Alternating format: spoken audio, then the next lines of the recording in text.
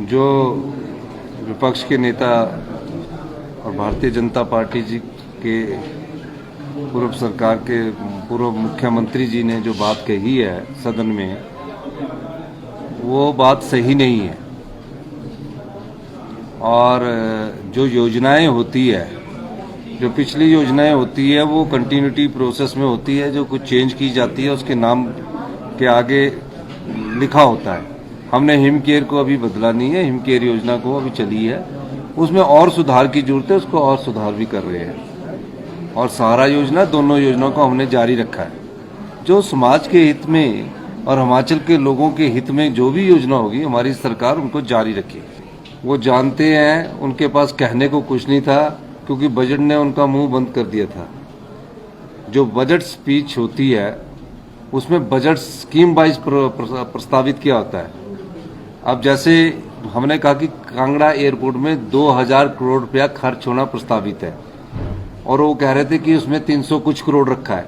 जब वो खर्च होगा तो उसके बाद और आता है, हर क्वार्टरली पैसा आता है। तो वो सब चीजें जानते हैं, पर लेकिन उनके पास कहने को इस बजट में कुछ नहीं था। तो इस प्रकार के वो आंकड़े प्रस्तुत करके अपनी राजनीतिक रोटियां जो सेकने की बात कर रहे थे, वो बात है। जब बजट रखा जाता है और बजट बुक को रखा जाता है, वो एक सरकारी डॉक्यूमेंट होता है। उसमें जो सरकार द्वारा कहा जाता है वो तथ्य होते हैं, तर्क होते हैं। लेकिन जब विपक्ष में आ जाते हैं तो वो आंकड़े बताते हैं कि इसमें इतना करोड़ रखा था, इसमें इतना करोड़ है। प्रस्तावित व्यय का मतलब है कि अगर हमने कांगड़ा एयरपोर्ट का एक्सपेंशन करना है तो उसके लिए 2000 करोड़ रुपया प्रस्तावित व्यय है, यानी एक साल के अंदर 2000 करोड़ रुपया हमको खर्च करना है। बजट में हमने उसका प्रावधान किया है। ये बात एक उन्होंने ये भी कहा है कि सेंटर का जिक्र नहीं है, केंद्र का। केंद्र की जो स्कीमें हैं, जो फंड आ रहा है, उसका कहीं जिक्र नहीं है। और हरित स्टेट की तरफ देखिए, स्टेट एक सॉवरन स्टेट होती है, और जो सेंटर स्टेट से टैक्स जीएसटी के रूप में कलेक्ट किया जाता है, जीएसटी कलेक्शन होती है, उसमें ही है 18,000 करोड़। हमारा भी 9% हिस्सा, उसका एक शेयर हमको मिलता है।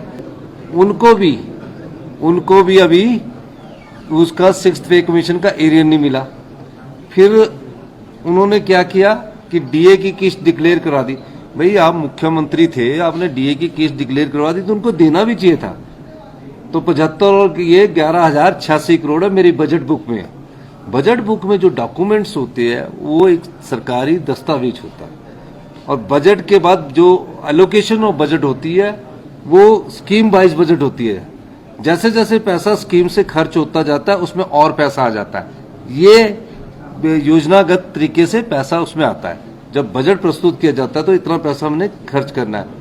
ये तो पैसा भी खर्च नहीं कर सके। कई जगह कैपिटल एक्सपेंडिचर इन्होंने 1,500 करोड़ कम खर्च किया, तो उन्हें थोड़ा सा कहने को कुछ नहीं था। अब उन्होंने विरोध तो कर दिया, तो इधर उधर की बात करके उन्होंने अपना 1 घंटे का भाषण कर दिया कि ये खर्चा किया, ये खर्चा किया। ये नहीं है। वो भी जानते हो, मुख्यमंत्री रहे हैं, कि इस बार बजट बहुत अच्छा है, और बजट में सभी वर्गों का ख्याल रखा गया है। युवाओं का खासकर ख्याल रखा गया है। युवाओं को स्वरोजगार की तरफ ले जाने की तरफ ख्याल रखा गया है। जो हमने 40% सोलर प्रोजेक्ट लगाने की योजना लाई है, वो गांव के युवाओं के लिए लाई है। उसका असली मकसद है कि गांव के हमारे युवा जो है वो घर बैठकर पैसा कमाए। तो ये योजना भी थोड़ा सा विस्तृत और आएगी, तो आप लोग भी पाएंगे कि हम सब लोग भी इस योजना के अंतर्गत लाभ उठाए।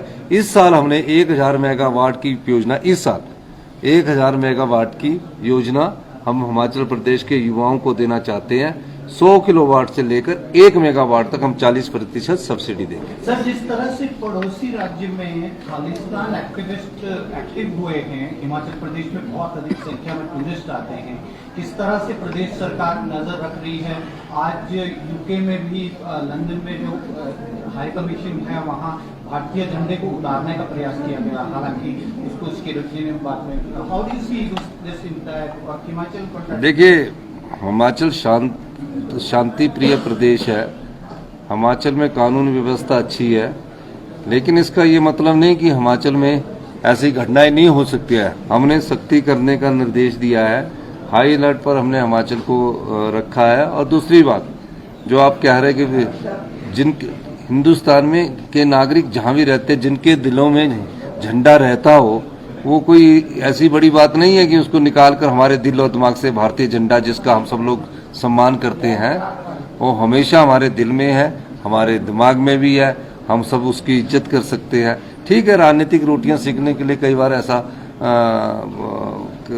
कुछ संगठन करते हैं, हम उसका विरोध करते हैं। सर एसआरटीसी के भी बंद किए गए हैं जो पंजाब जाती है एसआरटीसी के। नहीं, अभी तक कोई ऐसी बसेस का मेरे पास अभी सूचना नहीं है कि हमने कोई बंद किया। सर शराब के ठेकों को लेकर आपने एक वक्तव्य दिया है, सर कितना राजस्व जो है मतलब देखो, मुझे तो इस बात की खुशी है कि जो हमने व्यवस्था परिवर्तन का दौर लगाया, उसके तहत शराब के जो ठेके थे उसमें 40% की जो मैंने स्टेटमेंट दी है इस हाउस में वृद्धि हुई है।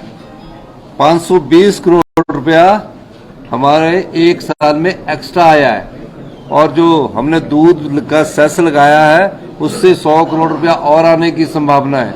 यानी कि रात वाले साथियों से हमने अनुरोध किया कि रात को जब आप बैठोगे तो आप सवेरे दूध के लिए भी 10 रुपए दे रहे हैं, सुबह उठ के दूध भी पीना है तो उसका 10 रुपए दे रहे हैं आप। तो इस दृष्टिकोण से उसमें भी हमारे पास 100 करोड़ रुपया आएगा।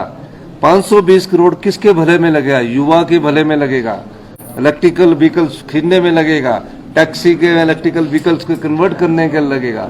तो ये योजना हम जो लाए हैं वो ठीक है। इस बार का बजट सभी बजटों से हटकर है, योजना वाइज है।